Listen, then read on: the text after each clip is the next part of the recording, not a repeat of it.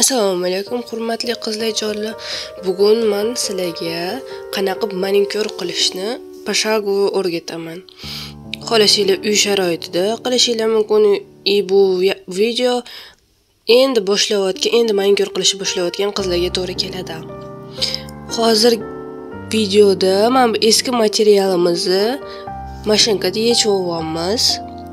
Bu yerda prozrachniy manikyur qilganda oldingi safar o'shaning uchun yaxshi ko'rinmayotgan bo'lishi mumkin, lekin bu yerda eski material bor. Uni yechib olib, keyin men kuchukulani apelsinli palochkada ko'tarib chiqamiz. Hammasini shunaqa akkuratni ko'tarib chiqish kerak. Keyingi ishimiz bu forma pilit qilish. Biz mindalniy formadan tanladik. Shunaqa tirnog'imizni tepasida ham bitta pilkalab olishimiz kerak. Pilkalayotganda ahamiyat beringlar. 180 grid olish kerak. Mana pilkaning ustida nomer turibdi. Men 180 degan joyi bilan pilka qilaman. Pilka qilayotganda birinchi teglaridan boshlab, tegini qilib olib, keyin chetlariga o'tish kerak. Qizlarjonlar, agar ahamiyat bergan bo'lsanglar, men o'zbek tilida manikyur qilishni o'rgatadigan boshqa bloger ko'rmadim. Shuning uchun agar siz ruschani tushunmasangiz, manikyur qilishni endi o'rganayotgan bo'lsangiz yoki uy sharoitida o'zingizga manikyur qilmoqchi bo'lsangiz, meni kanalimga podpiska bosib qo'ying, obuna bo'lib qo'ying. Keyingi videolarda men qanaqa dizayn qilishni o'rgataman, tirnoqga qanaqa french chizishni o'rgataman, qanaqa tirnoqni narashivini o'stirishni o'rgataman.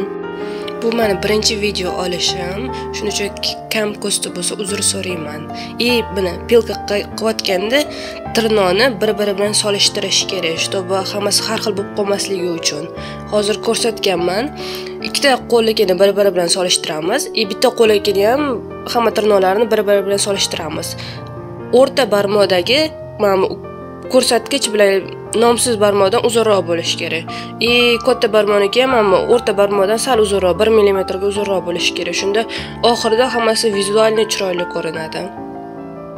Mana qanaqa solishtirib olganimni ko'rsatganman. Ikkita qo'lga bir-biri bilan, bitta qo'lga ham bir-biri bilan solishtiriladi. Endi bo'lsa manikyur qilishni boshlaymiz. Mana bunaqa plamya degan freza olamiz. Qo'limizga shotichka kiyib olib, sekin yarmidan bitta tarafga qarab tozalashni boshlaymiz. Mana bu tagidagi oq ptirigi degan hamma narsani olib tashlashimiz kerak. Mana oq narsani qoldirmasdan tozalash kerak. Agar birinchi marta qilayotgan bo'lsangiz, juda ham chuqur bosib yormanglar. Mana bunaqa ko'k nasechkali emas, sizlar qizil nasechkaligini olinglar. Bunaqa sekin hamma joyini ortiqcha bosmasdan sekingina tozalashni boshlaymiz. Shunaqa qilib hamma tirnoqni tozalab olamiz. Yarmidan bitta tarafga qarab tozalaymiz. Shunaqa qilib hamma barmoqlarimizni tirnoqlarini tozalab chiqib olamiz.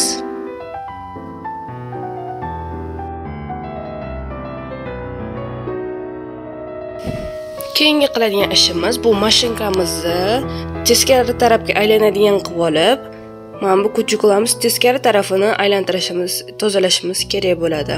Mana videoda ko'rib turganingizdek, oldingi safar yarmidan tozalagandik, endi o'sha yarmidan teskari tarafga qarab tozalashni boshlaymiz. Buning uchun mashinkamizni teskari tarafga aylanadigan qilib olishimiz kerak. Shunaqa qilib hamma tirnog'imizni tozalab chiqib olamiz. Bosmasdan, faqatgina mana oq joylarini olib tashlasak bo'ldi.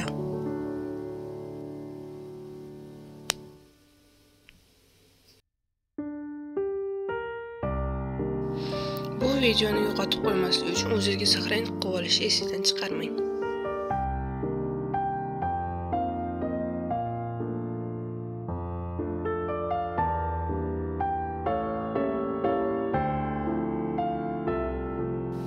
Endigi qiladigan ishimiz bo'lsa, frezamizni almashtirib olamiz. Mana bunaqa sharikovoy frezaga. Keyin sekin tirnog'imiz chetida qotib qoladigan terilarni olib tashlashni boshlaymiz. Keyin mana bu kuchukularni ko'tarib chiqib olamiz. Mana bunaqa yubkaga o'xshab ko'tarilib qolishi kerak. Agar videoda ko'rayotgan bo'lsangiz, keyin mana chetlardagi qattiq terilarni ham tozalab olamiz. Zaodno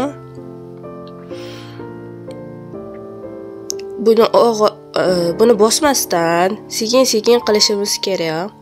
Mana qilib kuchuklamiz yubkaga o'xshab ko'tarilishi kerak.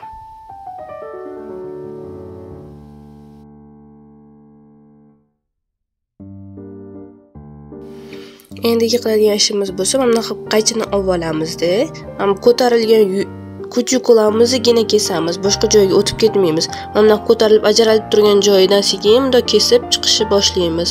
Kuchuklalarimiz bitta bunaqa chirvichoq bo'lib olinishi kerak, bo'lib tashlamaylik. Hammasi yaxlit chiqishi kerak.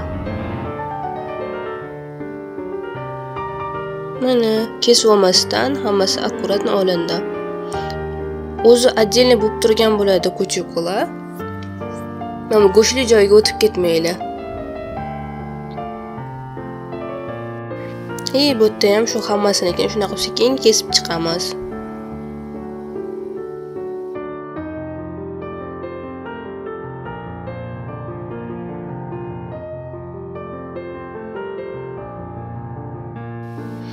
Hammasini kesib tayyor qilib bo'lganimizdan keyin klient qo'lini yuvib yuborishini so'raymiz. Sovunsiz. Keyin mana bunaqa bezvorsoy salfetkamizni spirtga qo'llab olib, hamma tirnoqni artib chiqamiz. Mana hamma suvdan olib tashlash uchun, quritib olish uchun. Hamma chang, suv ketishi kerak, faqat quruq tirnoqni o'zi qolishi kerak. Mana qilib bo'lganimizdan keyin oddiy baza olib, oddiy prozrachniy baza olib, hamma tirnog'imizga surib chiqib olamiz yuqa sloy bilan. Ahamiyat beramiz, chetlariga oqib ketmasin. Agar chetlariga oqib ketsa, keyin manikyurimiz bir oy turmaydigan bo'ladi, ko'chib ketadigan bo'ladi. Shuning uchun chetlariga ozgina yetkazmasdan bo'yasangiz ham bo'ladi. Agar endi boshlab o'tgan bo'lsangiz, chetlariga oqib ketsa, uni apelsinga bilan olib tashlashingiz mumkin.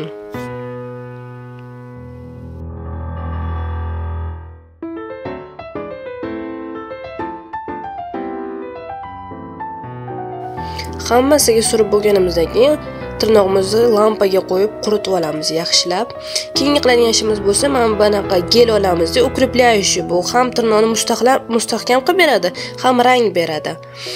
Birinchi qiladigan ishimiz bu kistechkamizga ozgina olib, hamma joyiga surib chiqish bo'ladi. Shu ozginani anaqa nam pol qilib olishimiz uchun. Oqib ketsa, mana apelsinga olib tashlaysizlar. Keyin bo'lsa kistechkamizni mana bunaqa ko'proq olamiz-da, bunda qo'yib olamiz. Keyin bu kapelkamizni hamma joyga yoyib chiqamiz. O'zingizga bunaqa yuqa kistechkada yordam berib yuborsanglar ham bo'ladi.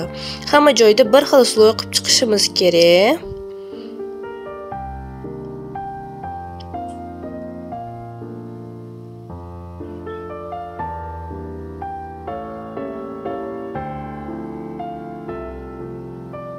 Agar material kam bo'lsa, bunaqa yuqa kistechkada olib qo'shib yuborsanglar bo'ladi. Keyin bo'lsa tirnog'imizni mana bunaqa o'girishimiz kerak. O'girib, chetlaridagi oqib, o'rtaga do'nglik bo'lib chiqib qolishi kerak. Mana rasmda ko'rsatilgan. U hammasi bir xil bo'lishi kerak. Bitta taraf ko'p, bitta taraf kam, xuniya do'ngliklar bo'lib qolmasligi kerak. Shuning uchun o'girib, to'g'rilab olamiz. Hammasi to'g'ri bo'lganidan keyin lampaga qo'yib quritib olamiz buni ham. Bunda eng muhimi hamma tirnoqni bitta-bitta qilish kerak, bo'lmasa oqib ketadi. Bitta qo'lni, bitta barmog'ini qilib bo'lganingizdan keyin lampaga qo'yasiz. U vaqt ichida ikkinchi qo'lni bitta barmog'ini qilib turasiz. Keyin uni ham lampaga qo'yib, ana birinchi qo'lingizni ikkinchi barmog'iga o'tasiz. Agar endi boshlab o'tgan bo'lsanglar, o'zingizga quyuqroq gel tanlashingiz kerak. Hozir men ishlayotgan gel juda ham suyuq bo'lgani uchun sizlar qiynalib qolasizlar. Magazinga borganingizda shu quyuqroq gel so'rashingiz kerak.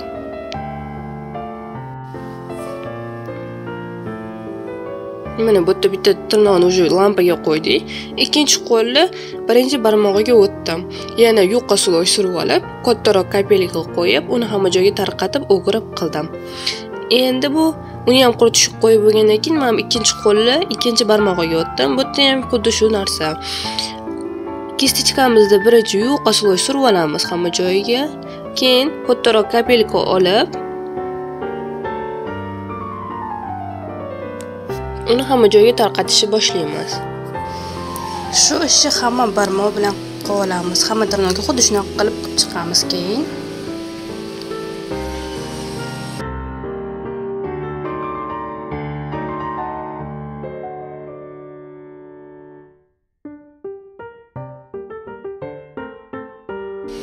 Hamma tirnoqga qilib chiqqanimizdan keyin mana ustiga oxirgi sloy top suryapman. Oxirida mana shunaqa top suriladi. Biz oddiysini ham sursangiz bo'ladi siz. Biz bo'lsak mana bunaqa yaltiroqli variantini tanladik. Usti sal yaltirab turadi keyin. Hammasiga birdaniga tam yuqa qilib, tekis qilib surib olasiz. Keyin buni ham lampada quritib olamiz. Mana shu bilan manikyurimiz tayyor bo'ldi. Tayyor bo'lgan variantini ko'rishingiz mumkin. Shunaqa nejniy, akkuratniy manikyur chiqdi. Agar bu joyini tushunmagan bo'lsangiz, yoki qanaqadir savolinglar bo'lsa, bu narsani qatdan olish kerak degan savollaringiz bo'lsa, kommentariyaga yozinglar, hammaga javob beraman.